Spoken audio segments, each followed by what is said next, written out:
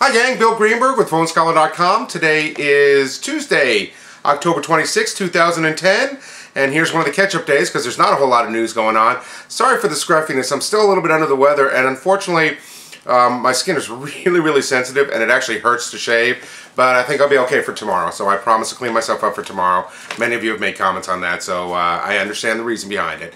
So, but here we go again. This is kind of natural and off the cuff and not meant to be taken too seriously, but hopefully informative and fun, so that's part of the reason also. But here we go. Summary of what's on the website today. And again, this is going back, some of this stuff has already been announced and most of you know about this. I'm just kind of bringing it to light. Verizon Wireless launches recycling trade-in program. Now, Verizon Wireless has always had, or excuse me, since 2001 has had a recycling program teamed up with a company called Hopeline. And it's been tremendous. When I worked for Verizon Wireless, we used to get a lot of people doing this. And what you do is you donate your phone, it's sent to a processing center. If the phone's still usable, then it's sent to battered women's shelters and they get to use the phones for free. If it's not usable, they completely recycle the phone, take that money and then donate the money to battered women's shelters and programs that are making sure to try to get rid of domestic abuse and violence.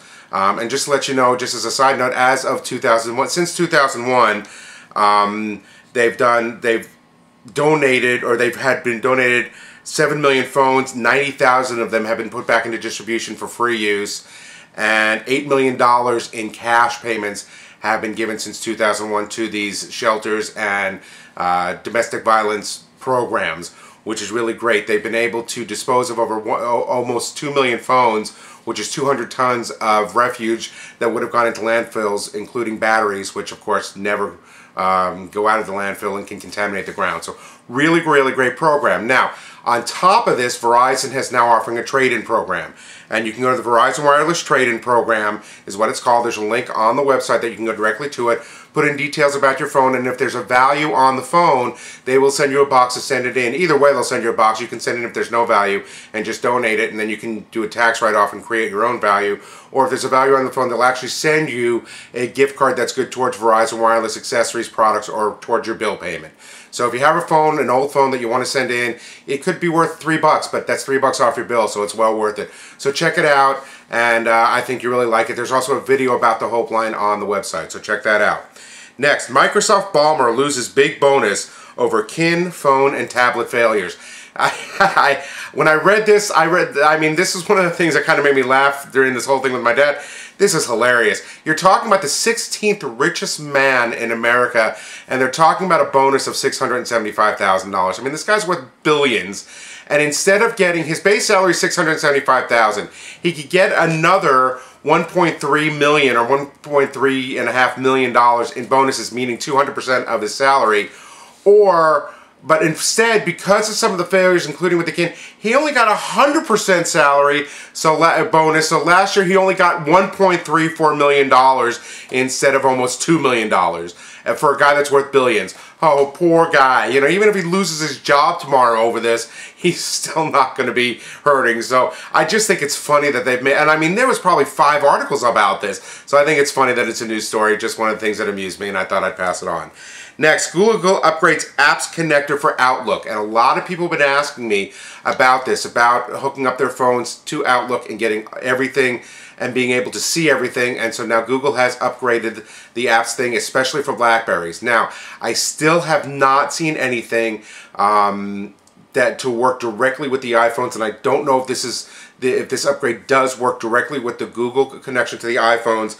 You still have to go through the Gmail web interface to use with iPhones. If I'm incorrect, please somebody let me know and let me know how it works, because I could be 100% wrong on this, but I know I've had a number of people ask me about this and I tried researching it and I couldn't find anything on it. So if I'm wrong, let me know about the iPhone. But other than that, but for BlackBerry, it works tremendous. If you have Outlook 2010, you can now download and hook up everything. So check that out. Next, under categories, under 4G, Metro PCS intros LTE in Dallas. And last week they introduced LTE in Vegas. Now it's Dallas. They're offering a phone called the Samsung Craft for $299, which is a 4G LTE phone. It has a 3.2-inch megapixel camera. It has a slide-out QWERTY keyboard. The AMOLED display. It has Wi-Fi, so it looks like a pretty cool phone. Metro PCS is the first to roll out the LTE commercially. They beat Verizon Wireless to the punch. Obviously, their coverage area is not nearly what Verizon's is, but they got it out there. I will have an article later this week talking about the actual Metro LTE, and if it's the true LTE, you'll check that out also. It looks like it's going to be about $55 to $60 a month for the service. And next, T-Mobile adds HSPA Plus markets and the new MyTouch phone.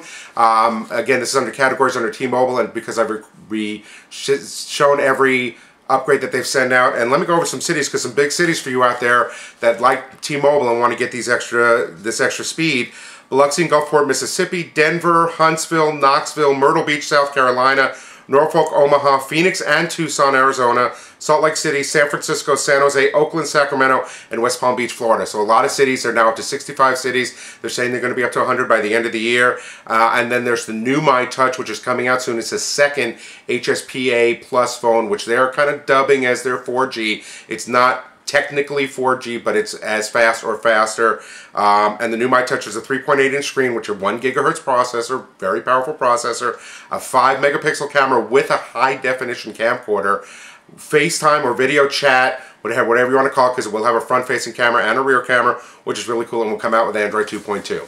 So check those out. For everything, check out www.phonescholar.com. For any questions, blog questions, at phonescholar.com. Thank you to all of you who are welcoming me back. And again, I'm just going to bring up some of the older articles, some of the new articles, and hopefully catch up.